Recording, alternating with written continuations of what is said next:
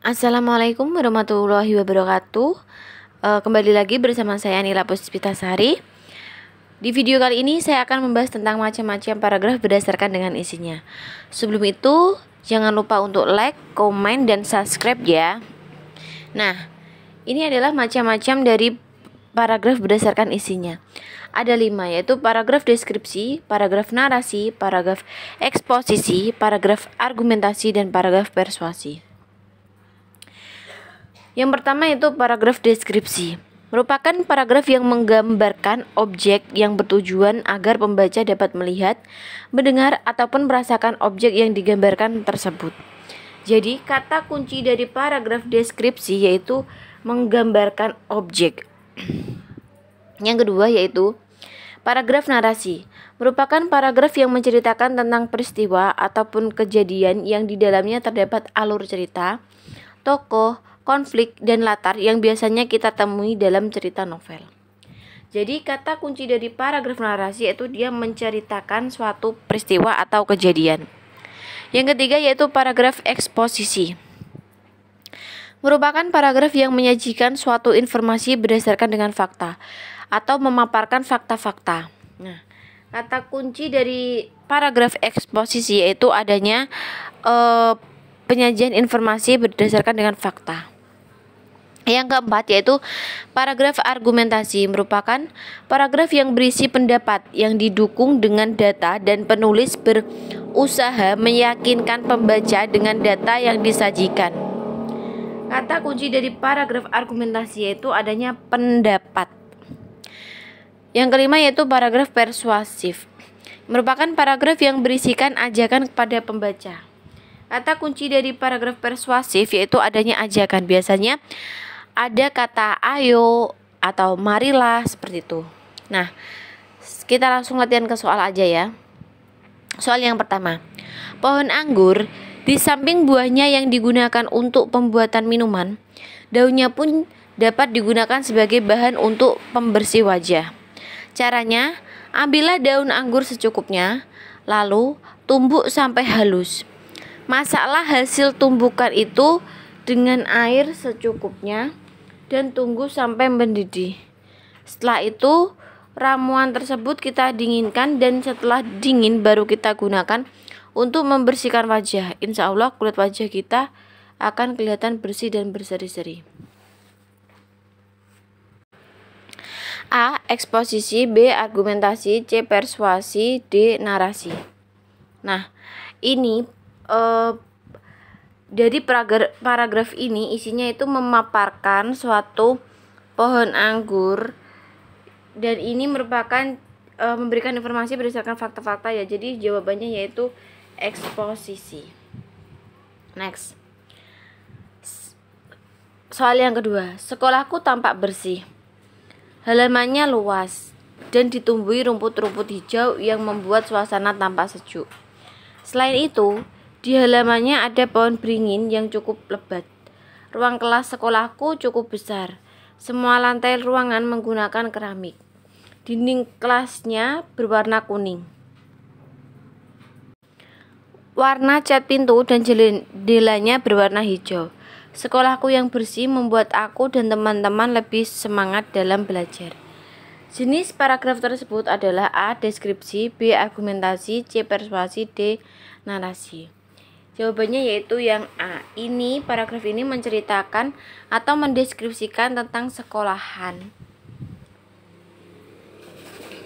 yang bersih dan suasana sekolahannya itu. Oke, next kita lanjut ke soal berikutnya. Dawes Dekker memimpin harian The Express setelah ia pulang ke Indonesia. Pada tahun 1912 bersama Dr. Cipto Mangunkusumo dan Suwardi Suryoningrat mendirikan partai politik pertama di Indonesia yaitu Indische Party. Pada tahun 1913 ia dibuang ke Belanda karena kegiatannya dalam Komite Bumi Putra. Ia pernah menentang peringatan 100 tahun kebebasan Belanda dari penjajahan Prancis. 5 tahun kemudian beliau ke Indonesia dan mendirikan perguruan Ksatria Institute. Jenis paragraf tersebut adalah A. Deskripsi, B. Argumentasi, C. Persuasi, D. Narasi. Ini jawabannya yaitu D. Narasi. Dia menceritakan tentang Dewis Dekker, ada alurnya yaitu dari alurnya maju ya, dari tahun 1912 terus 1913. Jadi ini merupakan paragraf dari narasi. Oke, next kita lanjut ke soal berikutnya. Di Indonesia, perkembangan teknologi elektronika sangat pesat. Alat-alat yang digunakan masyarakat banyak menggunakan energi listrik. Alat-alat tersebut meliputi alat rumah tangga, alat kantor, dan alat komunikasi. Hal ini menyebabkan meningkatnya penggunaan energi listrik. Oleh karena itu, perlu adanya gerakan hemat listrik. Jenis paragraf tersebut adalah A. Argumentasi, B. Deskripsi, C. Eksposisi, D. Persuasi. Nah, kata kuncinya ini ada kata oleh karena itu. Berarti ini merupakan pendapat. Jadi jawabannya itu A. Paragraf argumentasi. Oke, kita next. Mengabaikan protokol kesehatan merupakan perilaku yang tidak hanya membahayakan diri sendiri. Keselamatan orang lain juga terancam jika banyak orang berinteraksi dengan bebas. Menjaga jarak, memakai masker, dan menjauhi kerumunan adalah perilaku cerdas yang perlu dilakukan untuk mencegah penularan virus corona. Untuk itu, marilah jaga diri kita dan orang lain dengan melakukan gerakan 3M. Jenis paragraf tersebut adalah A. Argumentasi, B. Eksposisi, C. Deskripsi, D. Persuasi. Nah, di sini kata kuncinya ada kata marilah jaga. Berarti kita diajak. Berarti jawabannya itu D. Paragraf persuasif. Nah, soalnya perbaikan dari kalimat tersebut adalah, nah kalimatnya yaitu gini. Prof. Dr. Suratno MSI berhasil menyelesaikan penelitian tentang perkembangan bahasa Indonesia di kalangan remaja. Berarti ini perkembangan bahasa Indonesia, berarti ini dia bukan seorang dokter, tapi seorang doktor. Kalau doktor berarti pakainya DR-nya besar. Kalau dokter itu DR-nya kecil. Kita lihat, berarti yang C jelas salah, D juga salah, berarti antara A dan B. Kita lihat untuk titel yang belakangnya MSI ini M.SI, bukan MSI, bukan jadi satu, berarti A ini salah, berarti yang benar B. Nah, pembahasannya, penulisan gelar profesor harus diakhiri dengan tanda prof. Gelar dokter tidak tetap dengan di bidang penelitian yang dilakukan seharusnya diganti dengan doktor. Dan gelar MSI penulisannya yang tepat adalah M.SI. Oleh sebab itu, jawaban yang tepat adalah pilihan yang B. Next. Urutan kalimat agar menjadi paragraf yang padu adalah: yang pertama, masak air sampai mendidih. Kedua, kemudian tuang ke dalam cetakan. 3, sediakan agar-agar, gula, santan, coklat susu, vanili, dan telur.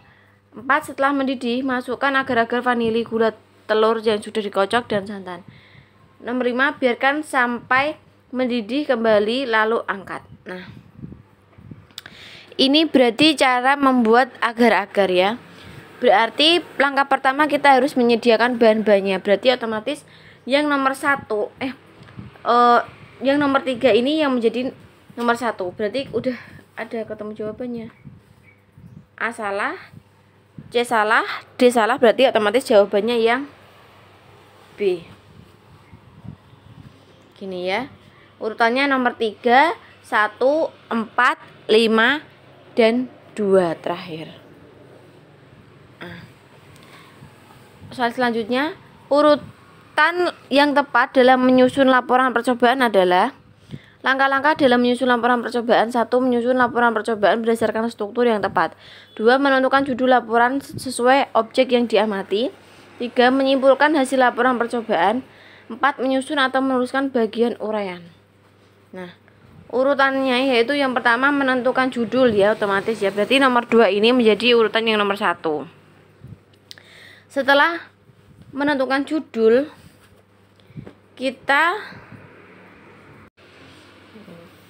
setelah itu kita menyusun laporan. Berarti ini nomor 1 menjadi nomor 2. Setelah itu menyusun atau menuliskan bagian uraian, ini menjadi nomor 3. Dan yang terakhir membuat kesimpulan nomor 4. Berarti urutannya yaitu 2, 1, 3, 4. 2, 1, 3, 4. Berarti jawabannya yang D. Maaf, ini berarti 2, 1.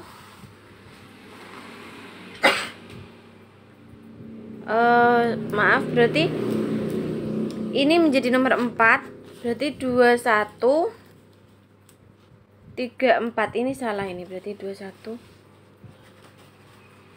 Ini salah. Jadi ini salah ya. Yang benar 2, 1, 3, 4 ya. Soalnya menyimpulkan itu menjadi yang terakhir kesimpulannya. Gitu. Jadi urutannya yaitu 2, 1. Maaf. Benar-benar berarti gini ya. 2, 1, 4, 3. 2, 1, 4, 3. Berarti jawabannya yang C.